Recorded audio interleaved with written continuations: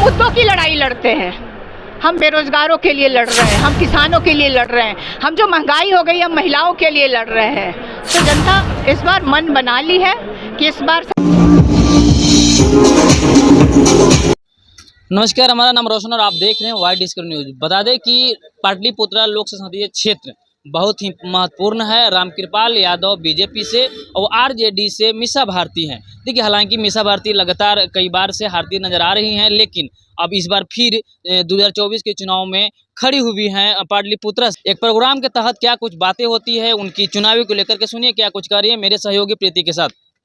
फिर से पाटलिपुत्र से चुनाव लड़ने वाली है, इस बार क्या खास तैयारियां हैं? देखिए, तैयारी यही है कि इस बार देश बचाना है, संविधान बचाना है, क्योंकि देश आप जिस तरह से ये लोग कह रहे हैं 400 पार, अगर ये इनका अभी आपने देखा एक सोशल मीडिया पे सब जगह बहुत एक वीडियो वायरल हो रहा है, किस तरह से ये लोग बोल रहे हैं कि हम जब 400 सीटें जीत लेंगे, हम एकदम मेजॉरिटी में होंगे, तो अब इस संविधान बिल्कुल कॉन्फिडेंस के साथ ये लोग कह रहे हैं। जो भी नेता वो मीटिंग में थे, जो लोग मैं उनको नाम से और चेहरे से तो नहीं पहचानती, बट जो मैंने वीडियो देखा उसमें यही कहा जा रहा था कि हम बदल देंगे, शायद चुनाव भी ना हो और हमारा जो अधिकार है वोट देने का वो भी शायद छिन जाए। तो इसलिए हम लोग कह रहे हैं सब जगह हम जितने भी 40 सीट पे इंडिया गठबंधन के लोग लड़ रहे हैं, उनको यही कह रहे हैं कि आप लोग सब लोग अपने क्षेत्र में इस बात की चर्चा करें, क्योंकि इनके पास कोई मुद्दे ही नहीं है।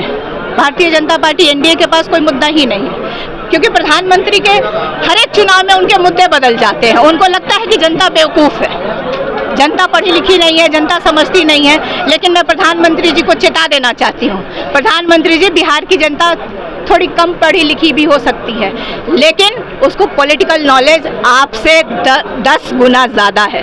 यहाँ एक एक बच्चा को भी नॉलेज है पॉलिटिकल। जम्मू आए हुए थे प्रधानमंत्री, उन्होंने कहा कि जो सारे भ्रष्ट नेता है इंडिया गठबंधन का जिक्र करते हैं, वो सारे एक हो गए हैं सिर्फ एक मोदी को हराने के लिए। मोदी जी ने बिल्कुल सही कहा, लेकिन वो गलत बोल गए। सारे भ्रष्ट नेता जाकर के एनडीए में बैठे हैं, हर एक दलों के नेता को उन्होंने अपने दल में इकट्ठा करा लिया है।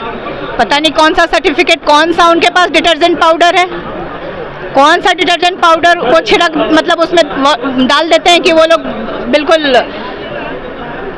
आप देखिए, जब इस देश का, जिसको केजरीवाल जो कहा गया था उस समय आम आदमी पार्टी के एक मुख्यमंत्री को जेल में डाल दिया गया, तो आप इसी से अंदाजा लगाई ना।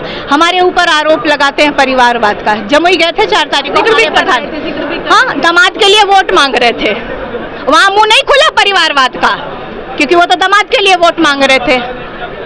तो उनको, हम बेटियों से क्या डर रहे हैं, वो हम बेटियों को क्यों परिवारवाद कह रहे हैं? दामाद क्या परिवार भी परिवार जो जमीन लेकर के नौकरी देते हैं वो क्या बिहार का भला करे? बिल्कुल बिल्कुल। देखिए, हमारी देश क्या विदेश की सारी एजेंसियों को लगा के हमारे परिवार के सारा जांच हो चुका है। मामला कोर्ट में है, मैं उस पर बहुत टीका टिप्पणी नहीं करूंगी, क्योंकि मामला सब जुडिस है, उसके ऊपर मैं कोई कमेंट नहीं करूंगी। लेकिन मोदी जी, आप भूल गए, इलेक्ट्रल बॉन्ड को भूल गए। किस तरह से पूंजीपतियों के यहाँ, किस तरह से बिजनेस हाउसों में आप रेड डलवा के ईडी की, सीबीआई की, इनकम टैक्स से, और उनको बचाने के लिए कहा जाता है कि चंदा दो, पहले मुझे चंदा दो, मैं तुम्हें क्लीन चिट दे दूंगा। मोदी जी, भूलिए नहीं, अगर इस देश की जनता जागरूक हो गई और इस बार इंडिया गठबंधन को मौका दे दिया, तो आपसे लेकर के आपके दल के जितने भी भ्रष्ट नेता हैं सब जेल के अंदर होंगे। मैं आज उनको खुली चुनौती देती हूँ। फिर से मुख्यमंत्री ने जंगल राज का जिक्र किया, 2005 के पहले का जिक्र किया, जो कि वो हर बार करते हैं हर रैली में। देखिए, उनके पास मुद्दा विहीन चुनाव है ये, उनके पास कोई मुद्दा नहीं है। उनको लगता है कि हम बिहार आएंगे, जंगल राज की बात करेंगे। 90 में गरीबों का राज था तो वो उनको जंगल राज लगता था। आज पेपर लीक हो जा रहा है, उसमें पूंजीपति कमा रहा है, कौन कमा रहा है नहीं कर रहा है मुझे नहीं मालूम है। रोजगारों को, मतलब बेरोजगार नौजवानों को रोजगार मिल रहा है, तो ये मतलब जंगल राज है। हमको लगता है बिहार के यहाँ पे जितने नौजवान यहाँ खड़े हैं, इनसे पूछिए, इनको वो जंगल राज मंजूर है जिसमें कि रोजगार मिलता हो, ना कि ये वाला जिसमें कि पेपर लीक हो जाता हो, वैकेंसियाँ कैंसिल कर दी जाती हो। आप पूछ लीजिए किसी भी नौजवान से। मुकेश सहनी आज शामिल हुए हैं इंडिया गठबंधन में, उनके बारे में क्या कहिए, कितनी मजबूती मिलेगी? देखिए मुकेश सहनी का, क्योंकि मैं कंटिन्यूअस क्षेत्र में हूँ, मैंने ना कभी फोन देखा, तो आप बता रही हैं तो सही बता रही होंगी, तो उनका स्वागत है दल में। और इससे दल ऐसे दल को मजबूती जरूर मिलेगी, जरूर मिलेगी।